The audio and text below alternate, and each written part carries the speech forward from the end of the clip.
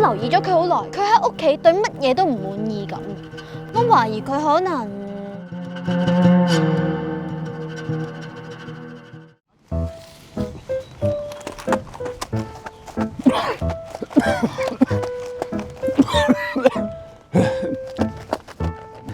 啲太濕啦！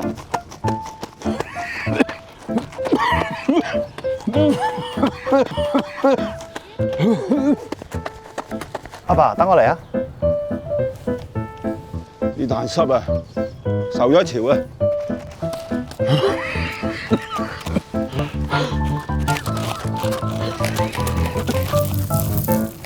哇，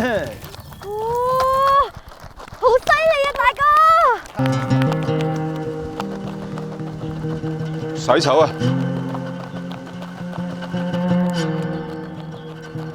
你哋有冇覺得阿爸有啲唔開心咁啊？唉呀，可能俾啲煙燻到佢唔舒服啫，冇嘢嘅。我宣布正式召開家庭會議。我留意咗佢好耐，佢喺屋企對乜嘢都唔滿意咁。我懷疑佢可能你哋阿爸仲未適應退休生活啊？唔係退休舒舒服服冇壓力嘅咩？對你哋嚟講，退咗休就應該日日去旅行享清福。但係對於我哋嚟講，你哋三個仲係細路仔，日日喺我哋身邊問東問西嘅情景，就好似冇幾耐之前嘅事咁。眨下眼，你哋又覺得我哋老啦，連個炭爐都話點唔着，真係權怕少壯啊！吓，咁就嬲咗我哋啊？佢唔係嬲你哋，佢係嬲自己啫，覺得自己冇用，比唔上以前嘅自己。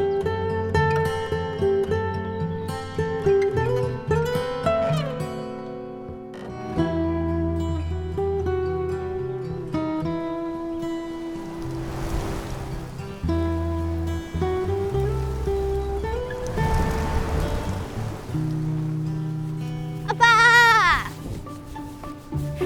我哋食嘢啊！我燒第一隻雞翼俾你。阿爸，好多嘢食啊！坐低先啦，阿爸。阿爸，其實啲炭已經俾你烘乾咗，我先會最後咁容易撥得着。頭腦都係你以前教我嘅，冇理由點會有我咧？阿爸，雖然我而家係專業嘅攝影師，但細個係你教我影相，點樣裝菲林。你嘅智慧已經成為咗我嘅本能，住咗喺我身體入邊噶啦。係啊，阿爸，我成為青年料理大賽嘅冠軍，都係因為你成日都幫我試菜，而且又一直贊助我買食材。我嘅夢想因為有你先至有噶咋。阿爸，你唔係退咗休就冇用噶，你只不過係轉咗個方式，繼續做我哋三個強大嘅後盾。無論我哋飛到幾高幾遠，都好需要你呢個總工程師替我哋喺後邊把關。我哋好需要你噶。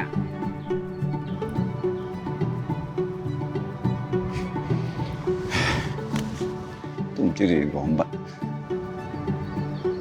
我肚餓啊，燒隻雞翼嚟啊，冠軍！係。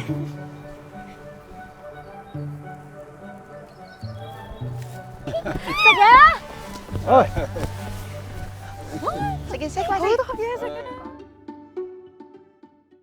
長輩退休後嘅價值感失落，往往源於生活裡面感覺到被取代嘅微小瞬間。作為仔女，我哋有啲時候會無意中傷害咗佢哋嘅自尊。喺故事裡面嘅媽媽就扮演咗一個好關鍵嘅解說者角色，幫助仔女去理解爸爸嘅內心世界。而三兄妹嘅反應更加係我哋嘅完美示範。第一，即時嘅回應，冇將問題留到之後；第二，集體嘅行動，展現咗家庭嘅團結；第三，亦都係最重要嘅具體感恩，唔係好空泛咁講一聲多謝，而係將爸爸嘅教導同自己嘅成就連埋一齊，令到爸爸好真實咁感受到佢嘅付出並未白費。佢嘅價值已經內化成為仔女嘅一部分。記住，對待退休嘅父母，我哋要嘅唔單單只係物質上嘅供養，更加重要嘅係精神上嘅反哺。